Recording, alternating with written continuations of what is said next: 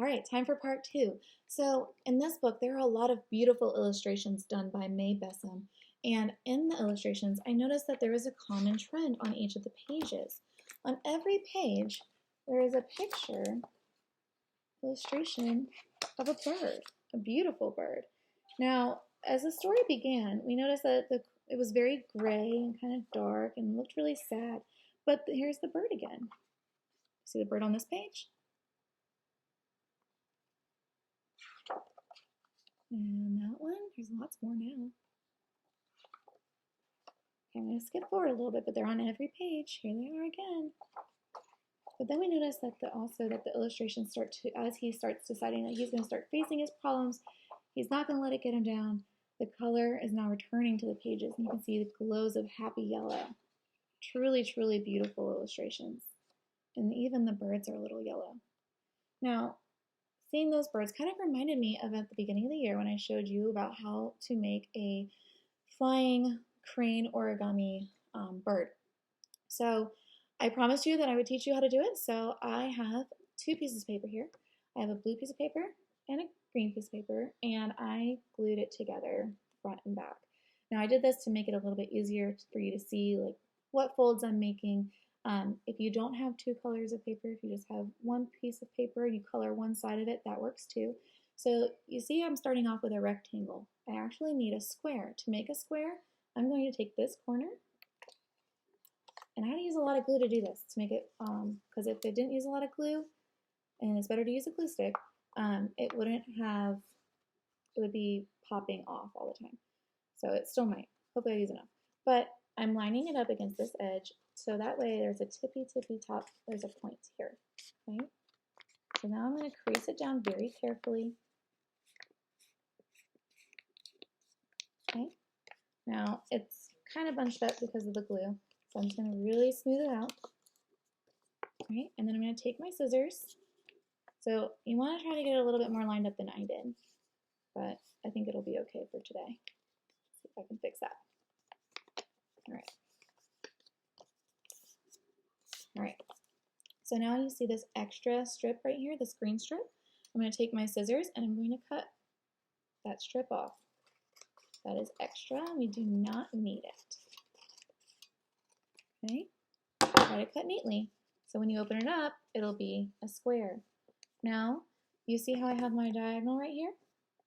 What I'm going to do is I'm going to fold it hamburger style.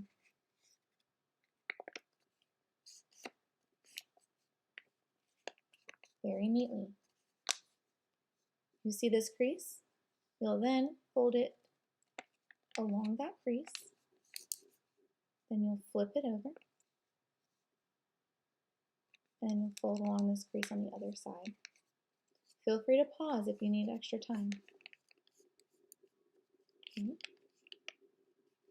So this is what mine kind of looks like right now. I've got the flap over here and the flap over here.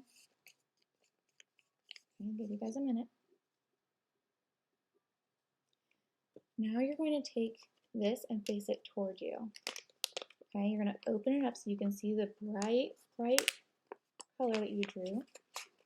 Okay, and then you're going to neatly close it down.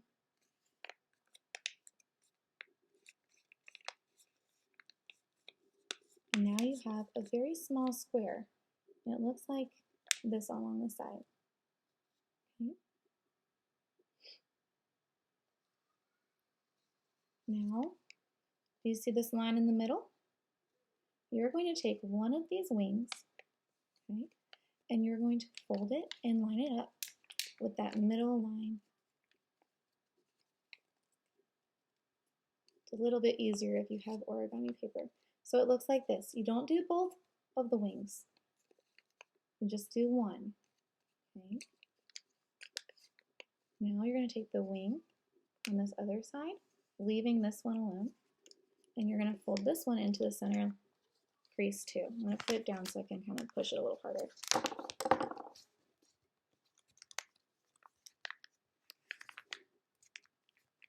Okay.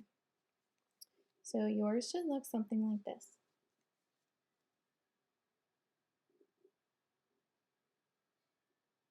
Okay. Now turn it over. You're going to be doing the same thing on this side with the leftover wing. Okay, you're going to take it in, crease it along that middle line, and push and flatten it down neatly. Right. Now, take the other wing, fold it over to the middle line, and crease it.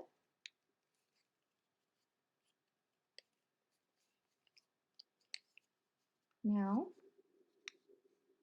once you're there, remember you can pause. You can fold this down, put it back up, and then fold it down the other way. This makes the future steps a little bit easier. Now this is where it gets a little tricky. So you're going to open up what you folded, and you're going to lift it up, and you're going to use that line to kind of guide your way. That's where you should stop opening it up. If you open it up further than that, it's not going to do it the correct way. Okay, now take this piece and fold it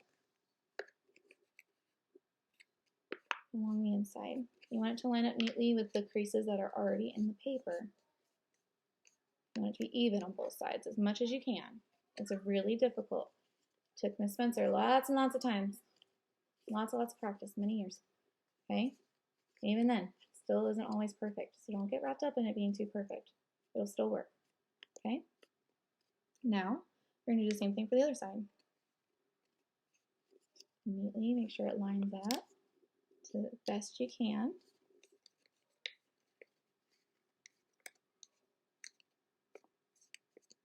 All right. Once you have them both looking like this, we're just going to put it down. Then flip it over. You're going to do the same thing on this side. You're going to open up this. You're going to take it from this corner here and lift it up to this crease, this fold that you made. Now, you're going to take this wing and you're going to fold it in just like you did on the other side.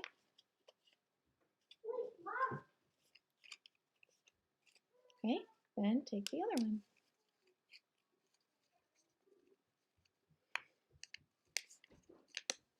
Now, if you glue two pieces together like I did, it's going to be a little bit harder to make it fly. So I'm going to show you some tricks. We're almost to the part where we're going to make it look like a bird. Okay, now fold it along that crease that you made earlier.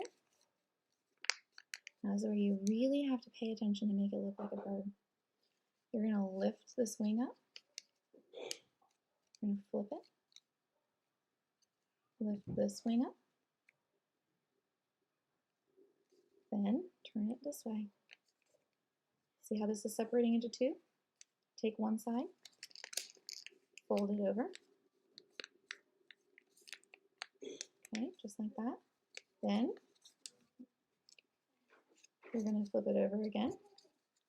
You're going to find the two that are together still, and you're going to fold it again in half to look like this. Okay. So now it should look like this.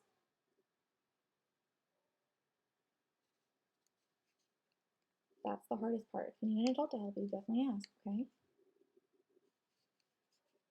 Then you'll lift up your wing on either side.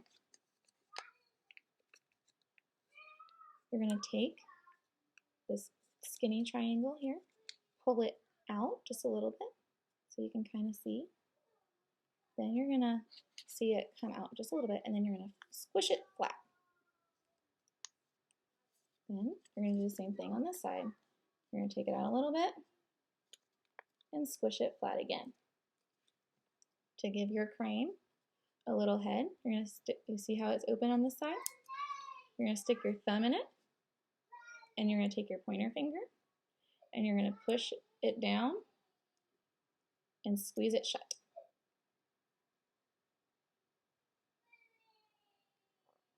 Now, what I do, especially if I'm using two pieces of paper, is I take my two fingers and I kind of pinch it around the wing and I pull. I don't want to pull so hard that I'm going to rip it. I need to be a little gentle, but just to give it a nice curl.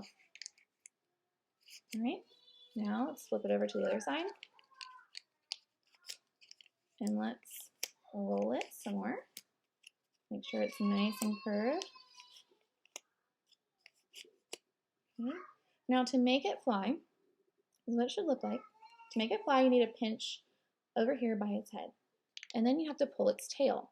Now when you're pulling your tail, you have to be very, very careful. You don't want to pull down. You want to pull out like this. Okay? And that is how you make your paper crane fly. Okay? But if you pull it down like this, it'll end up ripping right over here, and then it won't be able to fly anymore. So be very careful. Make sure you're pulling it outward, not down. All right. I hope you enjoyed making this paper crane with me today. Miss you. Love you.